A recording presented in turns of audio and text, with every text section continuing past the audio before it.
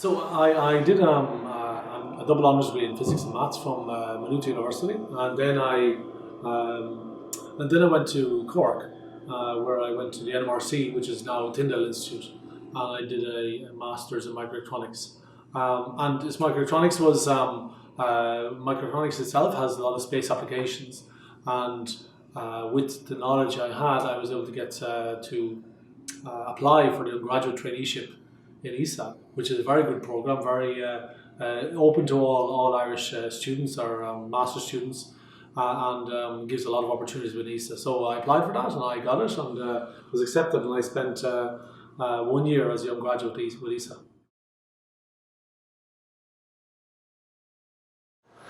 Well, the job has been varied ever since I was a young graduate trainee to what I'm doing now, because I've worked on between 5 and 6 different missions, different spacecraft missions. So when I was in graduate, for example, I worked on a satellite which was a small young engineer satellite, which was launched on an Ariane 5 rocket. So I was able to travel to Kourou, where they launched the rockets. So I was able to see a rocket up close and personal, to touch a rocket and to actually see one launch, which is always fabulous. So this was one area. To build a satellite is the experience I gained there, which was a unique experience and made me very saleable for other projects afterwards. And also when it's in orbit, then it's all called operations, and there I also got some experience with that. So from the operations experience and from this knowledge, I was offered a position in ISOC, which is the Operations Centre for ESA. And there I worked on building a ground segment. A ground segment is the part on ground which supports the satellite when it's in space. And I worked on a spacecraft called MVSAT, which was an environmental satellite, the heaviest satellite ever launched by ESA. And I worked for that for a number of years. And after that, then I moved to Rosetta, and I was on the flight control team. And so moving away from ground segment supports the spacecraft, then I looked to working directly with the spacecraft in how to control it in operations. And I worked for Rosetta for 2 years in ISOC on spacecraft operations. So Rosetta launched. I helped to move, let's say, the first time ever to move the antenna that communicates with Earth the first time in space was what I was involved in, which is quite cool.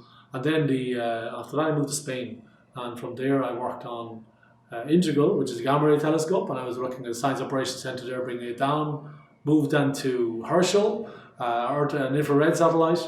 So and there I was looking at again at science operations, how to put together a system to control the instrument on Herschel after it was launched. And finally back to Rosetta. So yes, is my job interesting? Well, it's been very varied. I gained experience in a lot of things, but I've enjoyed it all the way. It's been hard sometimes, but you got to take the good with the bad, and always take any opportunity you get to take it to move forward. My most rewarding career event, I've had numerous with ESA. Maybe because I'm just lucky, or I've been in the right place at the right time. I think the being at the landing of Philae for Rosetta was extraordinary. That was very rewarding from the experience, being there to live the experience with the team who were commanding Philae. That was amazing.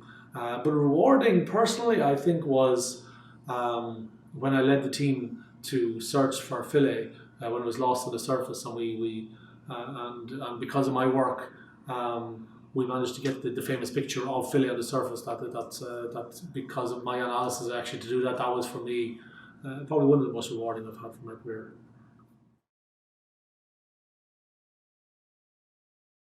I think in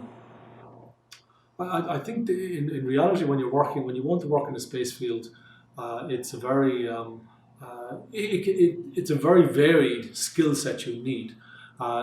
To enter it, you have to be very motivated. You have to want really to work in that field, and then you need to look how the study you're doing, the subjects you're studying, what subjects you're taking will benefit you in the future to move into the space field. I mean, clearly STEM subjects are the key in a lot of ways to move into to work with space, the space missions, the science and mathematics, the technologies. All of these are very, very important. They're not the only way, though. You can, of course, work in business and work in the business side of space, because there's space insurance. You know, a lot of different ways. Now, for me, my skill set really has been built up over time, from the microelectronics part to building spacecraft, to operating in space, to building the ground segments. It's been something I haven't had going into ESA, but I built it over time. I think that that if you want to work in ESA, I think you need to look at what you're studying, and look at the long term. Take it from a long term perspective. In other words, is what you're studying now going to help you to work somehow in the area of space? Because space is quite wide. Like I say, you can build spacecraft, you can operate spacecraft, you can build the things that are on the spacecraft, you can build the things on the ground to control the spacecraft. Lots of things that you can do.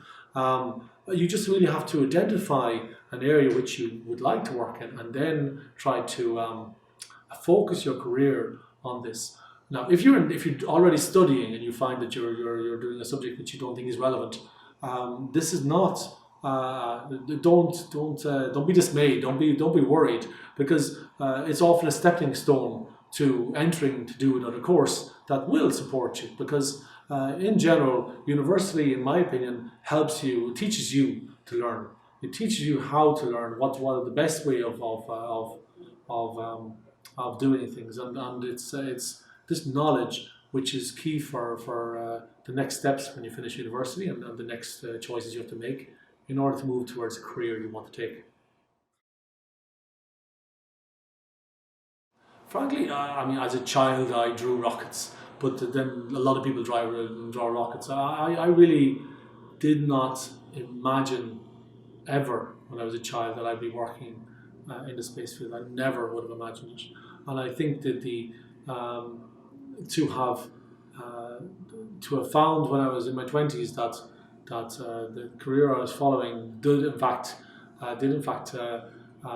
give me an opportunity to start working in ESA. Was surprising. It wasn't something I planned, but it was certainly amazing, and that's what I'm saying. For me, it was in some ways a surprise to enter the field, an enjoyable surprise, and I'm thrilled and I'm very happy I took that. For those who are studying now, don't let it be a surprise. Plan for the future so it isn't a surprise, but in fact that you do end up going that way.